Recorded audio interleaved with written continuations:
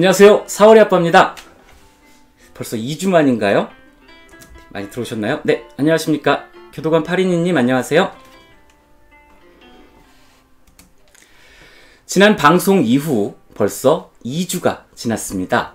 그동안 잘 지내셨나요?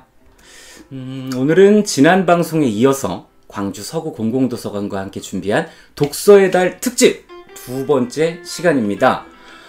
오늘 처음으로 제 방송을 보러 오신 분도 계실 테고요. 4월인의 북리뷰 구독자분들도 계신데요. 우선 처음 뵙는 분들을 위해서 간단히 제 채널을 소개하고 시작하겠습니다. 네, 인사 좀 나누고 할까요? 네, 소소한 하랴님 안녕하세요. 요즘 산책님 어서 오십시오. 네, 어젯밤에 교도관 8인님 오셨고요. 네, 많이 들어와 계신가요? 아직 시작할 만큼 인원이 안 들어와 계신 것 같기도 하고요. 조금 기다릴까요? 오늘 아침에 방송을 하는데 제가 주로 저녁 방송을 하는 사람이다 보니까 목이 잘 안 풀려 있어요. 목소리는 잘 들리십니까? 여기 게이지상으로는 잘 나오고 있습니다. 네, 8인님 바람 쐬고 오셔도 됩니다. 담배 한 대 피고 오세요. 그러면 시작해 보겠습니다. 우선 4월인의 북리뷰를 처음 방문하신 분들을 위해서 제 채널 소개부터 시작하겠습니다. 4월인의 북리뷰는 유튜브 플랫폼을 기반으로 책을 소재로 다루는 영상 미디어 채널입니다. 책을 읽고 책을 소개하고 감상을 나눈다는 목표를 가지고 고전문학, 장르문학, 인문학, 에세이, 자기계발 등 다양한 분야의 도서를 소개하고 있는데요. 고전문학과 소설에 주로 비중을 더 두고 있습니다. 4월인의 북리뷰를 진행하고 있는 저는 4월의 아빠고요. 채널 이름에 등장하는 4월이는 저와 함께 살고 있는 고양이 이름입니다. 야옹. 이 채널은 올해로 횟수로 3년째 운영 중인 채널로 현재 150여 편의 영상이 업로드되어 있고요. 한 주에 한 편에서 두 편 정도의 도서를 소개해드리고 있습니다. 독서를 즐기는 분들이 모여서 다양한 감상을 주고받으며 책을 소개받으실 수 있는 공간을 마련했으니까요. 시간 되실 때 들르셔서 저와 함께 책 이야기를 나누시면 좋겠습니다. 네, 갑자기 인원이 많아지셨네요. 네, 조슬기님 반갑습니다. 인사 나눠요. 하정원님 오셨어요? 네. 오늘의 이야기 주제가요. 삶의 쉼표입니다. 쉼표, 휴식, 힐링, 명상? 네, 다 비슷비슷하면서 각자의 개성을 가진 그런 것들이죠. 이런 것들은 많은 종류로 발전이 되어 가면서 현대인의 휴식에 도움을 주고 있습니다. 저는 그 중에서 책, 독서를 통해서 여러분과 쉼표 찍기를 한번 해보고 싶은데요. 그래서 오늘은 한 권의 책을 가지고 이야기를 나눠볼까 합니다. 평소처럼 책 소개부터 시작을 하겠습니다. 오늘 소개드릴 작품은 멈추면 비로소 보이는 것들입니다. 2012년에 출간이 되었고요. 출판사는 수호서재, 작가는 혜민스님, 페이지 수는 292페이지입니다. 그 사이에 많이 오셨네요. 공백님 반갑습니다. 와주셔서 감사해요. 박상현님 안녕하세요. 제가 든든하게 기다리고 있었습니다. 네, 계속 진행을 할게요. 이 책은 일단 본론으로 들어가기 전부터 프롤로그를 통해서 작가의 말을 전하고 있는데요. 작가인 혜민스님은 늘 초조하고 긴장한 채 살고 있는 사람들에게 이런 말을 합니다. 넘어지지 마라. 마음을 현재에 잠시 정지해 놓고 가다듬을 수 있는 시간을 가져보세요. 삶의 지혜란 굳이 무언가를 해서 쟁취하는 것이 아니고 오히려 편안한 멈춤 속에서 자연스럽게 드러납니다. 라고요. 본론이 시작하기도 전에 이렇게 부드러움과 강함을 동시에 지닌 말을 전했으니까요. 책 내용이 기대가 됩니다. 그러면 책에 대해서 자세히 알아보기로 하시죠. 네, 뜨끈한 머리국밥님 반갑습니다. 이현지님 어서 오십시오. 그러게요. 21만 명이 넘게 방문해 주셨네요. 오늘 주제가 삶의 쉼표예요. 이 책은 우리 사회가 얼마나 힐링에 목말라 있는지를 증명해주는 작품입니다. 여러분, 포노사피엔스라는 말 들어보셨나요? 이게 스마트폰 없이 생활하기 힘들어하는 세대를 일컫는 말입니다. 스마트폰, 포노사피엔스, 인류와 합쳐놓은 합성어인데요.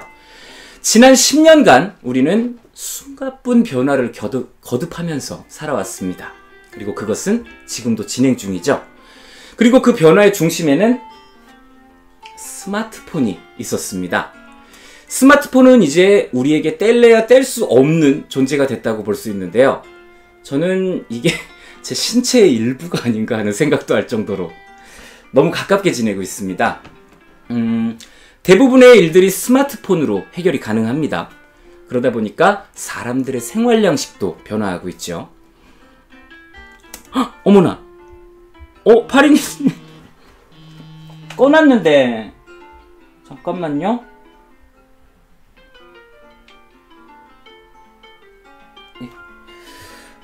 이게 오늘 강의가 공공도서관하고 같이 하는 강의다 보니까 제가 수익 설정을 꺼놨는데 설정이 좀 잘못됐나봐요. 파리님 정말 감사드리는데요. 수익 설정은 꺼놓고 다시 하겠습니다. 죄송합니다. 꺼져 있는데 왜 되지? 이상하네. 슈퍼챗은 다음 방송에서 2배로 보내주시기 바랍니다. 어디까지 했죠? 생활양식 얘기까지 하다가 말았나요? 네. 이 스마트폰으로 인해서 생활 양식이 어마어마하게 변화하고 있습니다. 잘 나오고 있지요? 네. 네. 일단 예전에는 방송을 보면은 본방사수 이런 말 많이 나왔었어요. 하지만 이제는 본방사수라고 외치던 시절은 지나갔고 언제 어디서든지 원하는 영상을 찾아서 시청할 수 있습니다. 사람들이 늘 모바일 네트워크로 연결이 되어 있기 때문에 그에 맞춘 마케팅이 일상화가 되어 있었고요. SNS의 발달은 인플루언서들의 사회적 영향력 증대로 이어지고 있습니다. 지금 여러분과 제가 만나고 있는 이 공간도 그중 하나라고 볼 수 있을 것 같아요. 엄택님 반갑습니다. 지난 방송에 이어 또 찾아주셨네요. 감사드려요. 무언가를 알리는 수단, 요것으로는 입소문이 참 좋다는 거는 예나 지금이나 동일합니다. 그런데 지금은 그 입소문이 SNS를 통해서 돌고 있다는 차이점이 있겠죠. 지금은 SNS 입소문으로 맛집이 생겨나고 베스트셀러 도서가 만들어지기도 합니다. 자, 그렇게 우리는 10년 이상을 숨가쁘게 변화하는 세상에 발맞추느라 숨을 몰아쉬면서 살아왔습니다. 그렇게 점점 사람들이 지쳐가고 있을 때 등장한 단어, 힐링. 현대인들은 이렇듯 힐링에 목말라 있습니다. 그래서 다양한 종류의 힐링이 등장하고 있는데요. 그중 한 가지는 책을 통한 마음 다독임입니다. 그리고 그 중심에는 오늘의 책, 멈추면 비로소 보이는 것들이 딱 하고 버티고 있어요. 매우 상징적인 작품입니다. 네, 써니님 안녕하세요. 오만과 편견님도 반갑습니다. 제가 이 작품을 왜 힐링의 중심에 서 있다라고 딱 잘라 얘기를 했는지는 이 작품이 지금까지 세운 기록을 통해서 알 수가 있습니다. 교보문고에서 발표한 2010년대 도서시장 요약 자료를 살펴보면요. 멈추면 비로소 보이는 것들이 2012년, 2013년 2년 연속 종합 1위에 올라 있습니다. 2012년 1월 달에 이 책의 초판이 나오고 나서 7개월 만에 100만 부 판매를 달성을 했는데요. 이 기록은 최단 기간 100만 부 판매 기록입니다. 그 전까지는 김난도 교수의 아프니까 청춘이다가 가지고 있던 기록인데요. 그걸 깬 거예요. 신기하죠? 네. 2010년부터 10년 동안의 베스트셀러를 싹 다 모아가지고 정리를 해도 당당히 종합 1위에 올라가 있는 책이죠. 제가 앞서서 7개월 만에 100만 부 판매 기록을 돌파했다고 말씀을 드렸는데요. 그 이후에 100만 부가 추가로 더 판매되는 데는 6개월밖에 걸리지 않았다고 합니다. 대단한 작품이죠. 이 작품이 이렇게나 큰 인기를 받게 되는 바람에 우리나라 에세이 시장도 탄력을 받기 시작을 했습니다. 2017년부터 2019년까지는요. 언어의 온도, 곰돌이푸, 행복한 일은 매일 있어, 여행의 이유가 각각 베스트셀러 종합 1위를 차지했고요.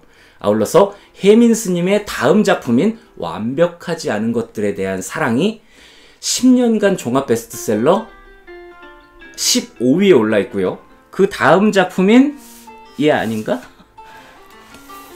고요할수록 밝아지는 것들, 이 책은 47위에 올라가 있습니다. 진짜 엄청난 판매량이죠. 이렇게 많이 팔렸다는 거는 웬만하면 집에 한 권씩은 다 있을 만한 책이라는 얘기예요. 독서를 즐기는 여러분들의 책장 어딘가에 이 책이 꽂혀있지 않은지, 잠자고 있지 않은지 한번 잘 찾아보세요. 그리고요, 마이클 샌델의 정의란 무엇인가도 한번 찾아보세요. 그 책도 엄청 많이 팔렸는데요. 읽기 어려워하는 분들이 진짜 많더라고요. 총균세도 그렇고요. 네, 계속 할게요. 멈추면 비로소 보이는 것들이 10년간 종합 베스트셀러 1위라고 말씀을 드렸는데요. 그러면 그 다음 순위는 어떤 작품일까요? 2위는 히가시노 게이고의 나미야 자파점의 기적이었고요. 3위는 김난도 교수의 아프니까 청춘이다가 차지를 했습니다. 그러고 보면 1위, 2위, 3위 중에 1위하고 3위가 모두 다 조언과 위로가 담긴 힐링 에세이예요. 정말로 현대인들이 힐링에 목마르다는 것을 느낄 수 있겠죠. 네, 맞습니다. 혜민 스님 정말 좋은 말씀 많이 해주셨어요. 그래서 오늘의 주제 도서도 이 책이 된 거죠. 곰돌이푸 좋습니다. 법정스님이요. 네, 법정스님, 저는 법정스님 책을, 무소유가 워낙 유명하죠. 유명한데 제가 마지막으로 읽었던 법정스님 책은 아름다운 마무리라는 책이에요. 그것도 그냥 산문집이기는 한데, 법정스님께서 입적을 하시면서 세상에 뿌려놓은 내 말 빛을 다 거두어 가겠다고 하면서 더 이상 내 책을 출간하지 말아달라고 말씀을 하셨다고는 하는데요. 책이 계속 나와요. 참 신기하기는 합니다. 네.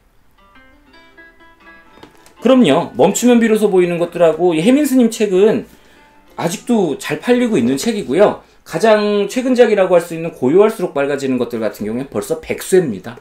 제가 구입한 책도 앞에 있나? 네, 제가 105쇄를 구입했어요. 정말 어마어마한 판매량이죠. 네. 계속 할게요. 그렇다면 이 책이 어떻게 특이하길래, 얼마나 특이하길래 이런 메가톤급 인기를 얻게 된 걸까요? 따지고 보면 이 책이 출간될 당시에 오로지 이 책 하나만 뭐 따뜻한 위로와 조언을 전하고 있었던 건 아니거든요. 냉정하게 말하면 그렇잖아요. 그런데 하필이면 왜 이 책이었을까요? 출판계에서는요, 이 작품을 두고 세속의 언어로 일상의 고통을 주목한 책, 시대적 갈등에 대한 진통제라는 등의 평을 하고 있습니다. 그런데 제 생각은 이 작품 파워보다는 작가 파워가 더 크게 작용하지 않았나 하는 생각이 들어요. 이 책과 작가의 시너지 효과가 굉장히 크게 작용했다는 것이죠. 혜민 스님의 네임밸류가 장난이 아닌 타이밍에 딱 책이 나왔다는 것이죠. 혜민 스님 워낙 유명하시잖아요.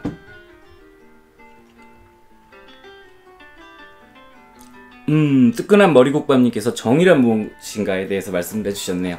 제가 예전에 한번 리뷰했다가요, 리뷰가 너무 허접해갖고 지웠어요. 조만간 리뷰 한번 다시 해볼게요. 자, 이 작품 파워에 대해서 얘기하다가 말았죠.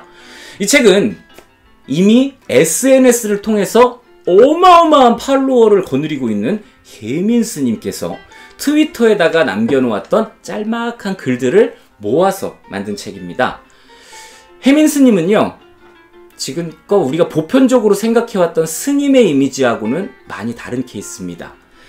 미국의 명문대학 하버드, 거기서 석박사 학위를 가지고 있고요. 젊고 잘생겼어요. 게다가 SNS를 통해서 설법을 펼치고 계십니다.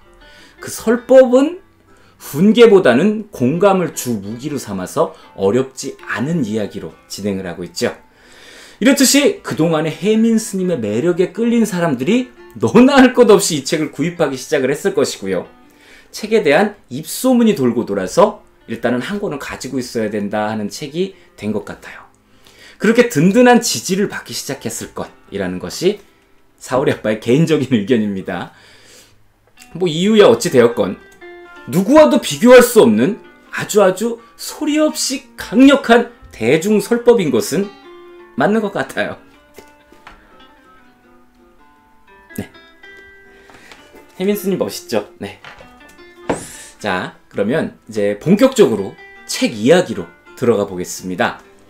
오늘의 책 멈추면 비로소 보이는 것들은요, 총 8개의 장으로 구성이 되어 있습니다. 순서대로 살펴보자면 휴식, 관계, 미래, 인생, 사랑, 수행, 열정, 종교 순서가 되는데요. 8개 맞죠?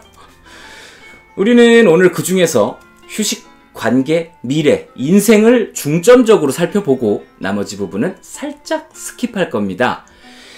이 책의 구성이요, 각 장의 시작이 혜민 스님의 에피소드로 시작을 합니다.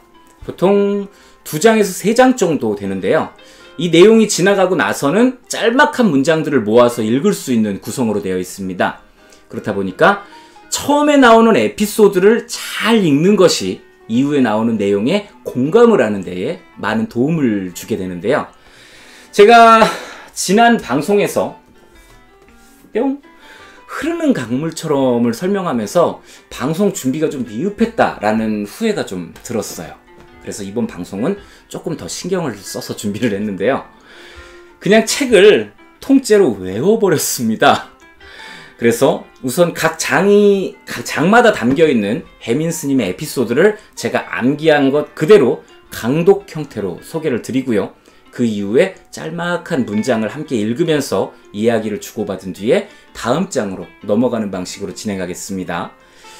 그러면 우선 첫 번째 장, 휴식의 장을 열어볼게요.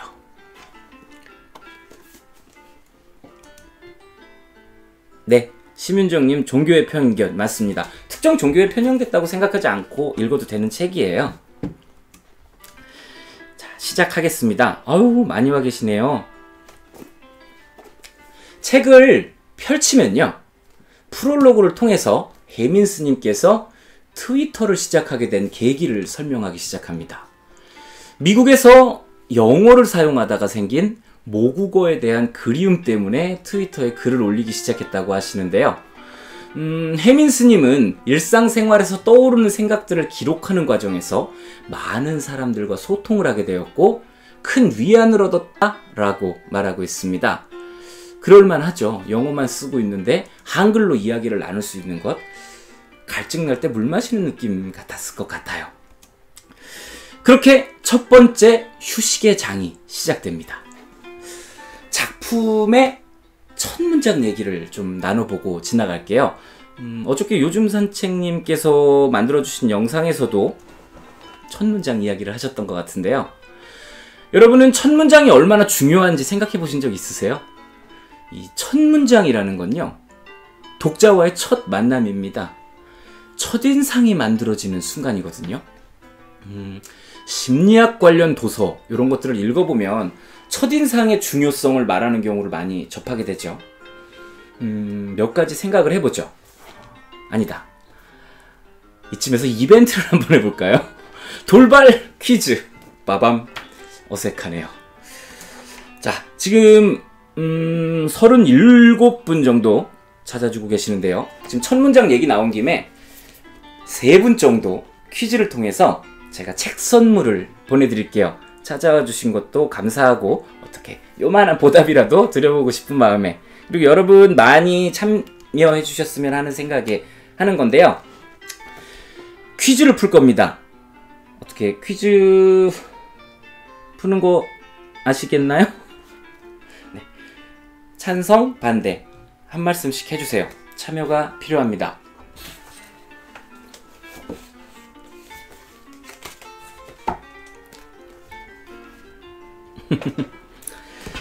자, 제가 총 3문제를 낼 거고요. 각 문제마다 선물로 드릴 책 한 권씩 드릴 거예요.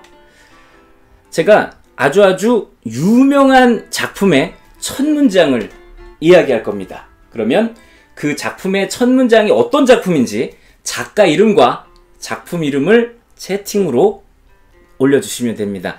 채팅창에 올라온 순서 기준으로 가장 먼저 정답을 맞추신 분께 선물을 드릴게요. 일단 아직 적응 못하셨을 수도 있으니까 제가 요거 제 딸이 보는 예쁜 공주 수수께끼라는 책인데요. 연습 문제 한번 가죠. 어떻게 하면 되는지 연습 가보겠습니다. 아무 페이지나 펼쳐서 요거는 수수께끼 넌센스 문제예요. 문제 나갑니다. 큰 동그라미에 작은 구멍 7개가 있는 것은 무엇일까요? 넌센스입니다. 아, 이현진님 어서오세요. 제가 인사를 아까 못 드렸나봐요. 요번 문제인데 제가 내놓고 봐도 좀 어렵기는 하네요. 힌트 나갈까요? 채팅창 올라오는 내용 보고 나서 한번 생각해 볼게요. 책을 제가 미리 준비를 해놓기는 했어요. 어느 타이밍에 퀴즈를 낼까? 그렇게 좀 고민을 하고 있었는데 요 첫 문장, 이 첫 문장에 대해서는 지금 여기 모여 계시는 분들은 모두 책을 사랑하는 분들이실 거라고 생각을 하니까 충분히 맞추실 수 있을 거라고 조슬기 92님 정답 맞습니다. 큰 동그라미에 작은 구멍이 7개 있는 것은 하나, 둘, 셋, 넷, 다섯, 여섯, 일곱. 얼굴 맞습니다. 이제 어떻게 하는지 아시겠나요? 드래곤볼. 아, 드래곤볼. 드래곤볼은 구멍은 안 났잖아요. 별이 7개. 저도 드래곤볼을 모으고 싶어요. 드래곤볼을 모으면 어떤 소원을 빌까요? 4월인의 북리뷰 실버 버튼 달성. 그런 꿈이 있어요. 자, 그러면 연습 문제였으니까 조슬기님께 지금 선물은 안 나가고요. 본 문제 들어갑니다. 많이 참여해 주시면 좋겠어요. 쉬운 문제부터 시작할까요? 제가 말하는 첫 문장은 어떤 작품의 첫 문장일까요? 작가 이름과 작품 이름을 맞춰주세요. 문제 나갑니다. 오늘 엄마가 죽었다. 맞춰주시죠. 너무 쉬워서 이거 선착순인데요. 심윤정님 제가 인사 아까 드렸나요? 안녕하세요. 오늘 날씨가 많이 선선해져가지고 방송하기가 좋은 상황입니다. 지난주까지만 해도 엄청 더워서 땀 흘리면서 얘기를 했었는데요. 누가 맞춰주실까요? 요즘 산책님 정답! 알베르 까미의 이방인입니다. 인간의 실존이라는 것에 대해서 정말 깊이 있게 다룬 작품이죠. 작품 분량도 많지 않지만 생각해야 될 것은 그 분량의 몇 배가 되는 어마어마한 작품, 알베르 까미의 이방인이었습니다. 아, 약속한 대로 선물 드려야죠. 네. 유버들님 이메일 빨리 보내주세요. 선물 빨리 받아가셔야죠. 네, 요즘 산책님께는 에볼루션맨 소설책 드릴게요. 요거는 이 원시인들의 진화하는 과정, 요거를 소설로 아주 재미있게 넣어놨습니다. 뭐 이 부족 간에 싸우는 것이라던가 중간에 뭐 사랑하는 이야기도 더 있고, 아마 이 진화에 관련된 이야기가 찰스 다윈이 이 책을 읽었다면은 무릎을 탁 쳤을 것 같아요. 굉장히 재밌는 책이니까요. 요즘 산책님께 책을 보내드리겠습니다. 메모 시작.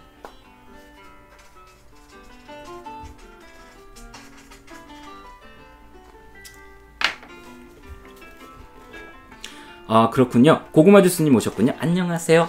DEER님 안녕하세요. 많이 찾아주셔서 감사합니다.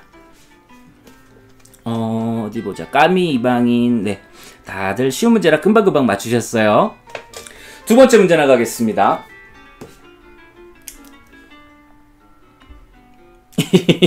맞습니다. 두 번째 문제입니다. 부끄럼 많은 생을 살았습니다. 작가와 작품의 이름을 맞춰주세요. 정말 재미있는 작품이죠. 작가의 자전적인 작품으로서 참 어떻게 이런 삶을 살았을까라는 그런 생각이 많이 드는 작품인데요. 좀 안타깝기도 하고 여러 가지 생각 재료를 던져주는 작품입니다.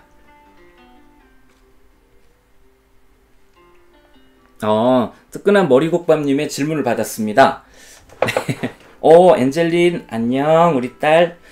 운동을 지금 북튜버 채널을 하기 시작하면서 운동을 멈췄어요. 그래서 예전보다 10kg 정도 체중이 불었습니다. 그전에는 10년 동안 쉬지 않고 복싱을 했어요. 그래서 프로복서 라이센스도 가지고 있고요. 굉장히 좋아합니다. 10년 동안 해도 어떻게 잘 하지는 못하는데요. 그렇습니다. 어디 보자. 고구마 주스님 정답! 다자이 오사무의 인간 실격입니다. 요조라는 주인공이 등장하는 작품이죠. 요조는 아픈 사람일까? 아니면 멍청한 걸까? 아니면 금수저에 떼쓰는 것일 뿐일까? 이 질문에 관해서 제가 리뷰해놓은 영상이 있으니까요. 제 채널에서 다자이 오사무의 인간 실격 한번 찾아봐 주시기 바라겠습니다. 자, 그러면 고구마 주스님께는 무슨 책을 선물로 드릴까 하면 짠! 좋은 생명체로 산다는 것은 이라는 책을 선물로 드릴 겁니다. 이 책은 사이 몽고메리라는 동물 생태학자가 쓴 에세이입니다. 13마리의 동물들이 등장을 하는데요. 동물들을 관찰하고 동물들과 함께 지내면서 그들을 가족이라고도 생각하고 스승이라고도 생각하며 담담하게 써내려간 에세이집. 이 책을 고구마 주스님께, 고구마 주스님 맞죠? 네, 선물로 드리겠습니다. 축하드려요. 또 메모해 놓을게요.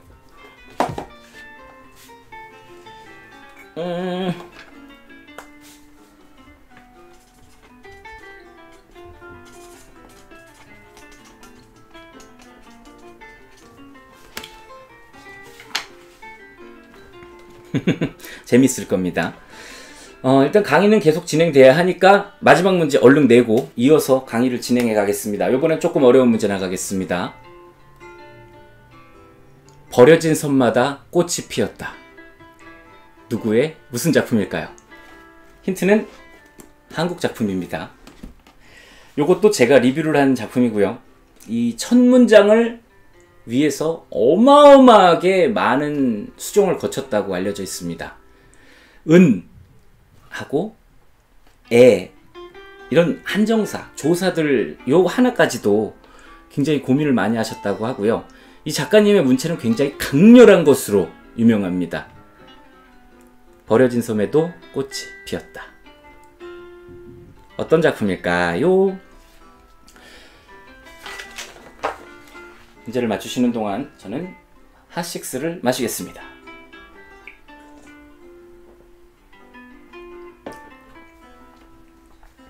아마 제가 지금 문제로 나간 작품을 리뷰한 지가 1년이 조금 넘었을 거예요. 작년 8월 달에. 맞습니다. 박상현님 정답 축하드립니다. 김훈 선생님의 카레 노래죠. 우리 500원짜리 동전에 100원짜리 동전에 나와 계시는 이순신 장군의 이야기를 담았어요. 이순신 장군의 백의종군 무렵부터 언제까지더라?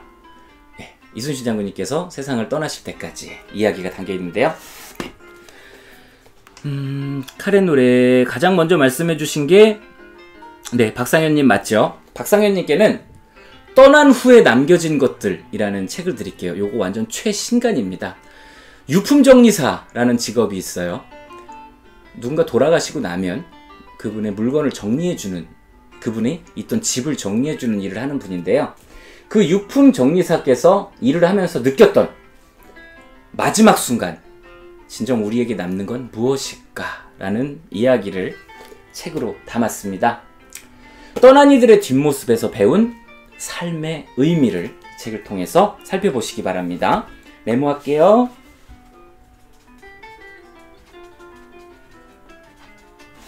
네, 김영근님 반갑습니다. 찾아와 주셔서 감사드려요. 세 분께 행운을 나눠드렸는데 괜찮으셨나요? 첫 문장 얘기를 하다가 퀴즈로 이어졌어요. 계속하겠습니다.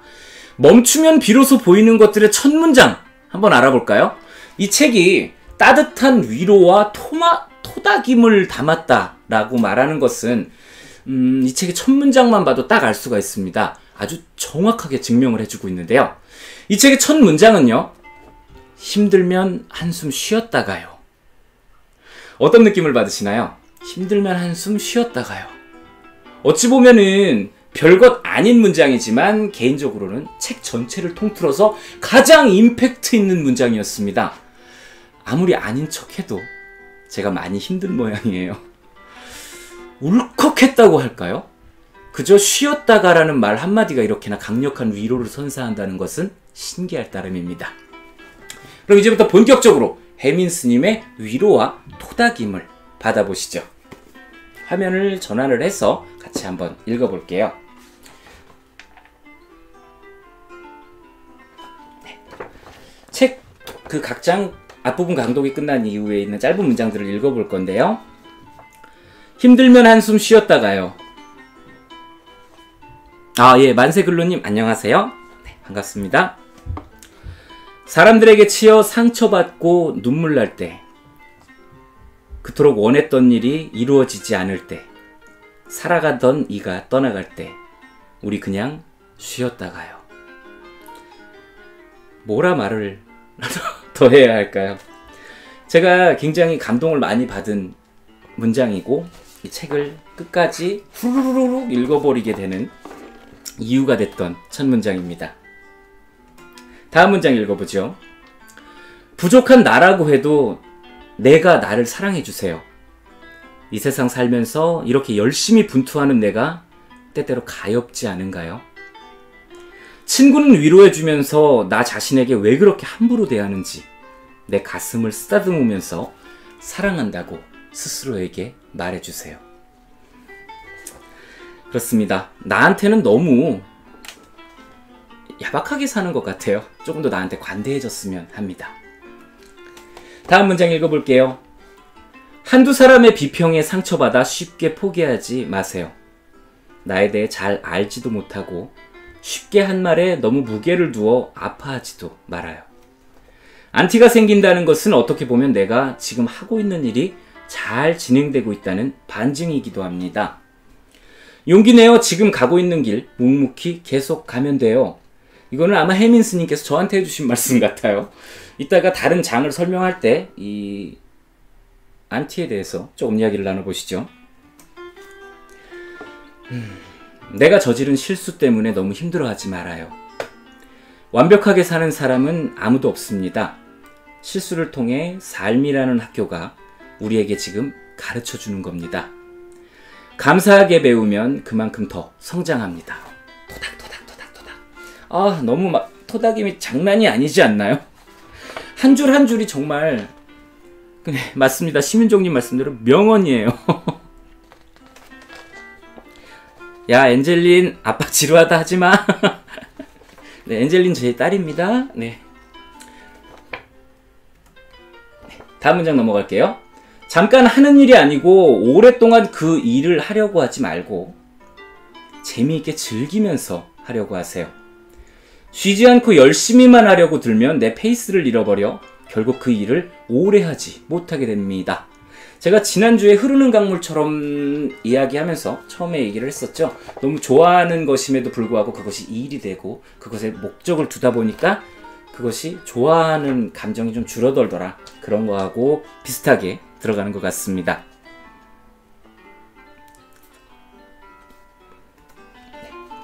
음악이 아름다운 이유는 음표와 음표 사이의 거리감, 쉼표 때문입니다. 말이 아름다운 이유는 말과 말 사이에 적당한 쉼이 있기 때문입니다. 내가 쉼없이 달려온 건 아닌지, 내가 쉼없이 너무 많은 말을 하고 있는 건 아닌지 때때로 돌아봐야 합니다. 오늘의 주제하고 참 어울리는 말입니다. 여러분 인생에 쉼표가 필요합니다. 내가 없어도 세상은 잘만 돌아갑니다. 놓으세요. 나 없으면 안 될 거라는 그 마음. 회사에서 휴가를 내야 돼요. 근데 생각해보니까 아우 진짜 꼭 필요한데 이거 내가 없으면 큰일 날 것 같은데 안 그래요. 회사 잘 돌아갑니다. 자, 자유롭게 휴가 내고 쉼표를 그려보아요. 자, 우리를 약하게 만드는 것들, 자신의 가치를 다른 사람으로부터 인정받고 싶어하고 검증받고 싶어하는 욕망. 와닿지요? 네, 해민스님 파워가 이 정도입니다. 첫 장만으로 이렇게 많은 공감을 주시고요. 이 책이 휴식의 장이었기 때문에 그렇게 설명이 들어가 있는데요. 이 휴식의 장 안에는 지금 나는 왜 바쁜가? 라는 이야기가 담겨 있습니다. 지금 나는 왜 바쁜가? 많이들 바쁘시죠? 그래서 오늘도 쉼표에 대해서 이야기를 하는 거잖아요. 이 책 안에는 왜 바쁜가에 대한 이야기가 담겨 있는데요. 해민스님은 자기 자신에게 이런 질문을 한다고 합니다. 나를 둘러싼 세상이 참 바쁘게 돌아간다 라고 느낄 때 한 번씩 멈추고 묻는다. 지금 내 마음이 바쁜 것인가? 아니면 세상이 바쁜 것인가? 사람들은 보통 마음이라고 하는 것과 세상이라고 하는 것이 따로 존재한다 라고 알고 있습니다. 마음은 내 몸 안에 있고 세상은 내 몸 밖에 있다고 생각을 하는 건데요. 그리고 우리 마음은 이 몸 밖에 있는 세상의 지배를 받기 때문에 세상이 내 마음을 슬프게 만들기도 하고 또 기쁘게 만들기도 한다고 생각을 하고 있어요. 그렇기에 우리 마음은 거대한 세상에 비하면 너무나도 초라하고 연약하다라고 여기고 있는데요. 하정원님께서 까미를 먼저 보내주셨다고요? 이거 중요한 일인데? 잠깐만요. 채팅창 좀 올려보겠습니다. 에이, 뭐 확인할 거 없이 하정원님한테도 선물 보내드릴게요. 무슨 책을 보내드리냐면 짜잔! 이별의 순간 개가 전해준 따뜻한 것. 요거 일본 작가가 쓴 책인데요. 이 강아지가 무지개 다리를 건널 때 가장 먼저 떠올리는 건 사람이라고 하는데요. 요 책 선물로 보내드릴게요. 그리고 아까 책 당첨되신 분들께서는 4월이 아빠 이메일로 성함, 주소, 연락처 꼭 넣어주셔야 돼요. 그리고 대화명까지 써주시면은 제가 그거를 모아서 택배로 선물 보내드리겠습니다. 자, 계속하겠습니다. 이 인간이 세상의 지배를 받고 있다. 인간의 마음은 세상의 지배를 받고 있다. 라고 생각을 하는데요. 하지만 그렇지가 않습니다. 결론부터 말하자면 우리는 우리의 마음의 눈을 통해서만 볼 수 있는 것. 요것을 한정되게만 보고 있는 겁니다. 그러니까 우리는 보고 싶은 것만 보고 있으면서 거대한 세상, 이런 말을 하고 있다는 거예요. 예를 들어 볼게요.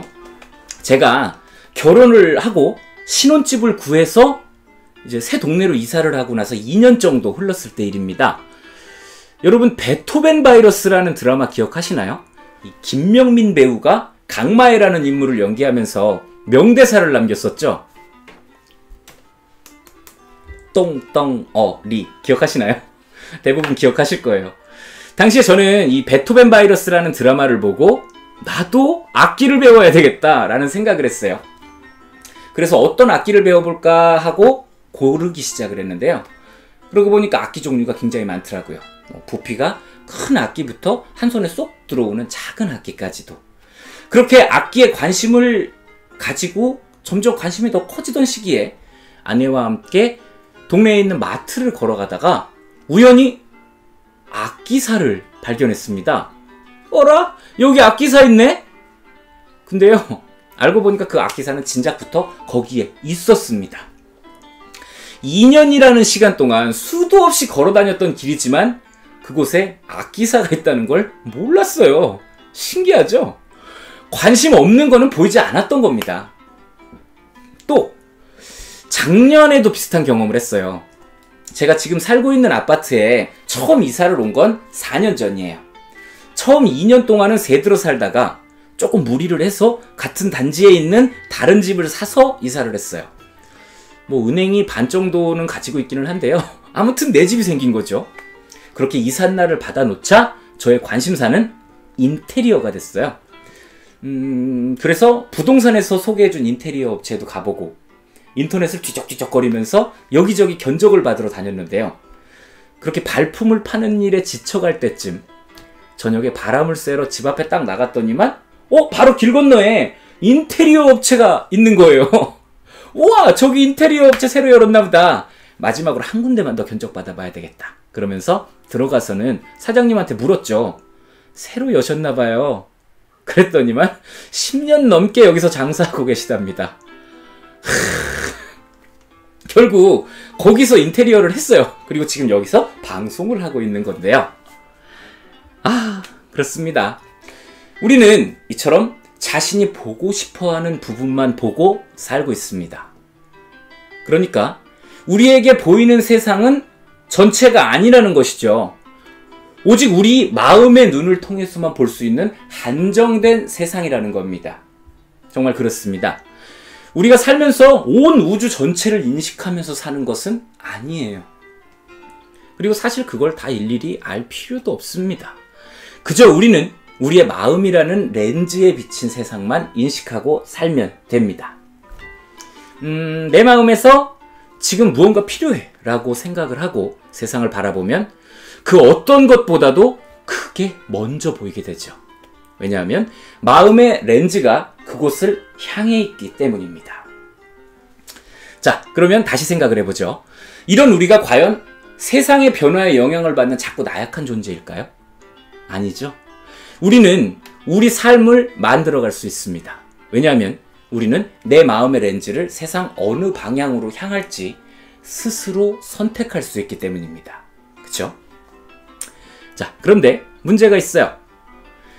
내 의지로 렌즈의 방향을 선택하는 것이 그냥 한 방에 팍 하고 덜커덕 되는 게 아니라 자유자재로 렌즈 위치를 조정하기 위해서는 노력이 필요하다는 겁니다. 예를 들어 볼게요. 평소에 싫어하는 사람을 만났다 라고 생각을 하죠. 그 사람이 아주 꼴 같지도 않고 만나면 싫은 면만 보입니다. 그럴 때 여기서 렌즈의 초점을 다시 맞춰서 그 사람의 좋은 면을 보려고 노력하는 겁니다. 처음에는 거부감도 들고 인위적이라는 생각이 들어서 어렵겠죠. 그래서 노력이 필요한 겁니다. 꾸준히 노력을 하다 보면 얼마쯤 지난 후에 그것이 익숙해질 것이고요. 어느 순간 내 주위에는 정말로 좋은 사람들만 있다라는 기분을 경험하게 될 겁니다. 결국 이 말은 내 주위의 사람들은 다 똑같은 사람들인데 내가 어떻게 보느냐에 따라서 좋고 싫고가 결정된다는 것이죠. 어렵지 않죠? 네. 네, 박상현님, 공백님 강의 저도 2번 다 들었어요. 충격받았잖아요. 제가 너무 못했나? 그래갖고 너무 잘하셨어요, 공백님 강의. 네. 네. 베토벤 바이러스, 그렇죠.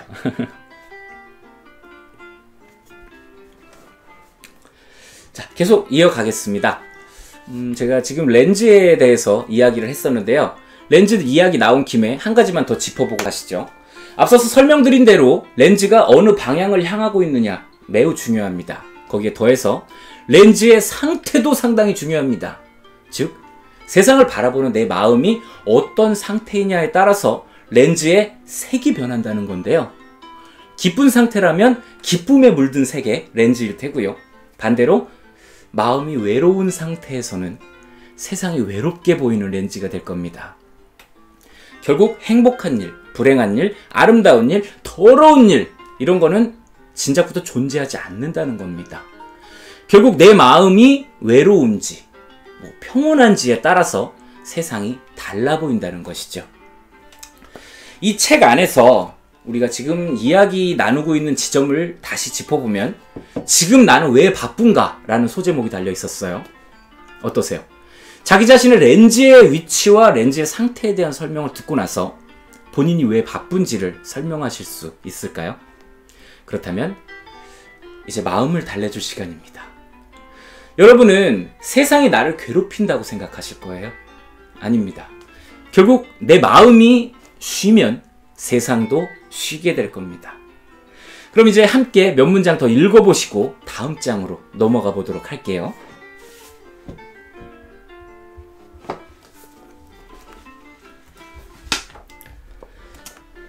쓰나미가 무서운 것은 바닷물이 아닌 바닷물에 쓸려오는 물건들 때문입니다.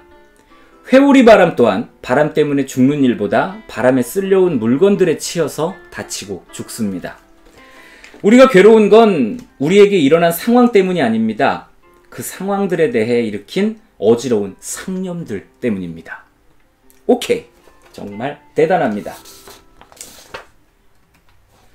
기분 나쁜 일이 생기셨습니까?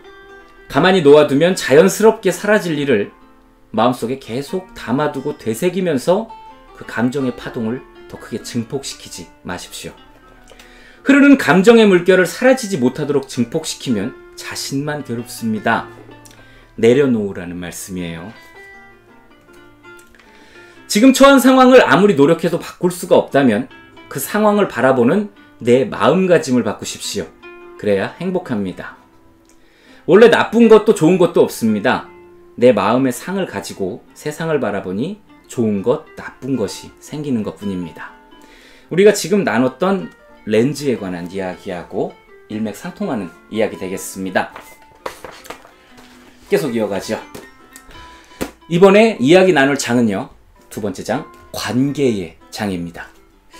이 관계의 장하고요, 요 다다음 장인 인생의 장 부분을 읽을 때는요, 요 책하고 더불어서요, 미움받을 용기라는 책을 함께 읽어보시기를 권해드릴 거예요.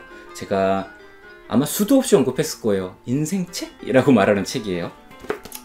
이런 말 있죠. 모든 스트레스는 인간관계에서 비롯된다. 아니라고 부정하고 싶지만 반박 불가. 그렇습니다. 우리는 관계 속에서 살고 있고 관계를 통해서 살아가고 있습니다. 그렇게 이 관계를 통한 스트레스도 함께 견뎌야만 합니다. 그런 것들에 대한 해결책으로 오늘의 책 멈추면 비로소 보이는 것들에서도, 그리고 미움받을 용기에서도 세상에서 타인이 아닌 나를 더 사랑할 것을 주문하고 있습니다. 이것을 심리학적으로 설명하자면 알프레드 아들러라는 심리학자가 주장을 한 개인주의 심리학하고 연결이 되는데요. 제가 추천드린 미움받을 용기를 읽으시면 알기 쉽게 설명이 되어 있습니다. 그렇지만 오늘의 주제 도서가 미움받을 용기가 아니니까 더 깊이 들어가지는 않을게요. 일단 이번 장을 이해를 하신다면 개인주의 심리학을 이해하는 것과도 크게 다르지는 않을 겁니다. 관계의 장. 그러면 이제 관계의 장으로 깊이 들어가 보시자고요. 참 잘생기셨네요. 네. 우리는 아름다운 외모나 좋은 집, 고급 차, 명품 옷, 가방 이런 것들을 갖기 위해서 금전적인 투자를 많이 하고 있어요. 그렇지만 앞서 말씀드린 것과 같이 눈에 보이는 것이 아닌 행복의 근간을 이루는 좋은 관계를 위해서 얼마나 투자를 하고 있을까요? 사실 우리가 사는 게 조금 힘들더라도 내 주변에 나의 가치를 알아봐주고 응원해주는 사람이 있다면 정말 커다란 행복과 삶의 용기를 얻게 돼요. 하지만 그런 인간관계를 거저 얻을 수는 없는 법. 그만큼의 노력이 필요한 겁니다. 그렇다면 어떻게 하면 사람들과 행복한 관계를 오랫동안 맺어갈 수 있을까요? 이 질문에 대해서 혜민 스님께서는 난로와 문틀을 예로 설명을 합니다. 우선 난로에 대한 설명을 드릴게요. 이런 말이 나와요. 인간관계는 난로처럼 해야 합니다. 너무 가깝지도 않고 너무 멀지도 않게. 참 설명 쉽게 해주셨죠. 이 말은 뭐 따로 부연 설명이 필요 없을 것 같습니다. 제가 엊그저께 리뷰했던 소설 프리즘에 등장하는 말이랑 잘 어울릴 것 같은데요. 이 책에는 그런 단어가 나와요. 딱 적당한 거리. 괜찮죠? 이어서 문틀에 대해서 이야기해 드릴게요. 문 이거 프레임이요. 이 문틀과 관련해서는 이야기 한 편이 등장을 합니다. 이 이야기는 조선 초 맹사성이라는 사람과 고승의 이야기인데요. 맹사성은 19살 나이에 장원급제를 하여 20살에 군수에 오른 뛰어난 학식을 가진 인물입니다. 하지만 젊은 나이에 고위직에 올랐다는 자만이 가득했죠. 어느 날 맹사성은 그 고을에서 유명하다는 선사를 찾아가서 묻습니다. 스님 생각하시기에 이 고을을 다스리는 사람으로서 내가 최고로 삼아야 할 좌우명이 무엇이라 생각하오? 그러자 스님께서 대답했지요. 그건 어렵지 않습니다. 나쁜 일을 하지 않고 착한 일을 많이 베푸시면 됩니다. 그러자 맹사성이 황당하다는 듯 말을 합니다. 아니 그런 건 삼척동자도 다 아는 이치인데 먼 길을 찾아온 내게 고작 할 말이 그것뿐이요? 맹사성은 이렇게 거만하게 말을 하고는 자리에서 일어나려고 했는데요. 스님이 차나 한잔 하고 가세요 라면서 그를 붙잡았고요. 맹사성의 찻잔에 차를 따라주기 시작합니다. 그런데 맹사성의 찻잔이 차오르다가 이내 잔이 넘치기 시작을 했는데도 스님은 계속 차를 붓고 있습니다. 맹사성은 이게 뭐하는 짓이야 라고 소리를 쳤죠. 그러자 스님은 찬물이 넘쳐 바닥을 적시는 것은 알면서 지식이 넘쳐 인품을 망치는 것은 어찌 모르십니까? 라고 받아쳤어요. 부끄러움을 느낀 맹사성은 황급히 일어나 방문을 열고 나가려다가 문틀에다 머리를 꽝 하고 부딪혔습니다. 그러자 스님이 마무리 한 방을 날려주시는데요. 고개를 숙이면 부딪히는 법이 없습니다. 어떠셨나요? 이제 문틀에 대한 이야기도 이해가 가시죠?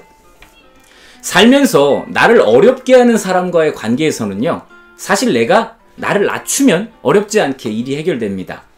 그런데 우리는 그 알량한 자존심 때문에 절대로 지려하지 않고 꼿꼿이 세우면서 자존심 대결을 벌이죠. 나를 좀 낮추면 금방 해결되는 일에도 그렇게 다투기 때문에 긴 시간 동안 마음고생, 몸고생, 시간 낭비를 하게 되는 겁니다. 게다가 시시비비를 가리는 동안 여러 사람을 싸움 속으로 끌어들이게 되면서 많은 사람들의 마음까지도 어지럽게 하고 다치게 만들죠.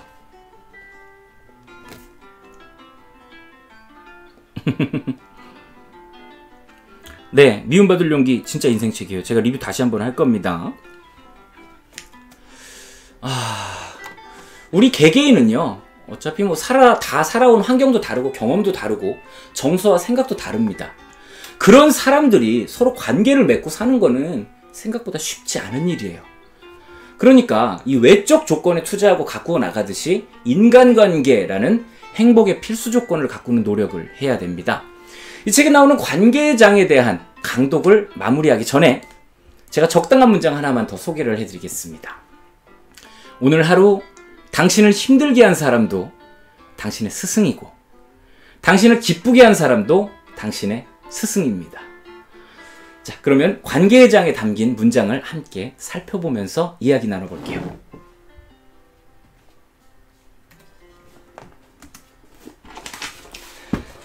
처음 읽어드렸던 문장이네요. 어디 갔지? 관계의 장이? 여기 있구나. 네. 인간관계는 난로처럼 대해야 합니다. 너무 가깝지도 너무 멀지도 않게. 싫어하는 사람을 내 가슴 속에 넣어두고 다닐 만큼 그 사람이 가치가 있습니까? 내가 사랑하는 가족, 나를 응원하는 친구만 마음에 넣어두십시오. 싫어하는 사람 넣어두고 다니면 마음에 병만 얻습니다. 그렇습니다. 반박 불가. 사실 어떤 사람이 원래부터 나쁘다거나 좋거나 하는 건 없습니다. 그 사람과 나와의 인연이 나쁘거나 좋거나 할 뿐입니다. 악한 사람도 나를 구해주는 은인으로 만나면 좋은 사람이 되는 것이고, 선한 사람도 길을 가다가 내 어깨를 툭 치고 가면 나쁜 사람이 되는 겁니다. 맞아요. 많은 사람들이 저 사람 좋다라고 하는데도 싫어하는 사람도 있는 것이고요. 모두를 만족시킬 수는 없는 것이죠. 사람 8, 9명 모이는 모임에 가면 이상하게도 나를 좋아하는 사람이 2, 3명 있고 나를 또 처음부터 괜히 싫어하는 사람이 1, 2명 있습니다. 이것이 자연의 이치니까 너무 상처받지 말고 사시길. 감사합니다. 개개인에게는 모두 각자의 생각이 있습니다. 각각의 사견을 내 생각과 똑같이 맞추기 위해 노력할 필요는 없습니다. 다른 수가 있다는 것을 인정하십시오. 시비는 사실 남의 생각이 내 생각과 똑같아야 한다라고 생각했을 때 생기는 겁니다. 어쩜 이렇게 주옥 같은 말씀을 하셨을까요? 마지막 한 문장 알아보죠. 김밥은 매끈하게 썰어진 몸뚱이보다 맨 끝 짜투리가 푸짐하니 맛있습니다. 사람도 너무 완벽하고 매끈하면 인간미가 덜하고 좀 어딘가 허술한 구석이 있고 솔직한 사람이 더 인간적이고 매력 있어요. 그래요. 너무 완벽한 사람 좀 그렇지 않나요? 다가가기가 좀 어렵지 않나요? 네, 맞습니다. 제가 아까 말씀드렸듯이 책을 통째로 외웠어요. 나중에 책 펴보시면 깜짝 놀라실 겁니다. 자, 그러면 이제 다음 장인 미래의 장으로 넘어가 보겠습니다. 퓨처. 이번 장을 시작하는 문장부터 읽어볼게요. 다른 사람들과 까먹었다. 다시. 다른 사람들과의 경쟁이 아닌 나 자신과 벌이는 장기 레이스. 어떤 이야기가 등장할지 조금은 감이 잡히시나요? 미래에 대한 장기 레이스라는 이야기를 하네요. 네, 김밥 예시가 찰떡입니다. 맞습니다. 찰떡 좋은 표현이네요.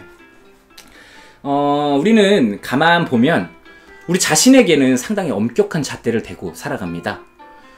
적당히 넘어가고 유도리 있게 넘어가고 이런 것들은 남들에게는 통하지만 적어도 내가 하는 일은 완벽해야만 한다라고 생각하는 경우가 많이 있죠. 결국 그 마음을 따라가다 보면 그것이 남과의 관계에서 비롯되고 그 관계가 경쟁을 만들었기 때문이라고 밝혀집니다. 이제 우리가 그 마음을 조금 풀어줄 필요가 있어요. 이 남과의 경쟁에서 지는 모습을 상상하면서 두려워하지 않아도 됩니다. 조급해하지 않아도 미래는 자연스럽게 우리에게 다가올 것이고 그에 따른 행동을 하면 될 뿐입니다. 세상에 완벽한 준비라는 것은 없습니다. 어차피 모험이고 그 모험을 통해서 내 영혼의 성숙을 경험하는 것이죠. 많은 사람들이 출발하기 전에 미래를 걱정합니다. 그래서 출발이 늦어지는 경우가 생기죠. 물론 어떤 일을 할 때 심사숙고해야 되는 건 맞습니다. 하지만 그 과정에서 모든 것이 100% 완벽하게 맞춰질 때까지 시작하지 않는 것은 좋지가 않아요. 그렇게 모든 것이 완성되고 나서 길을 나서는 건 너무 늦습니다. 그러니까 설사 실패를 한다 해도 우선 모험을 시작하세요. 실패만큼 좋은 선생님은 없어요. 맞습니다. 칼 안 든 전쟁터, 인간과의 관계. 맞습니다.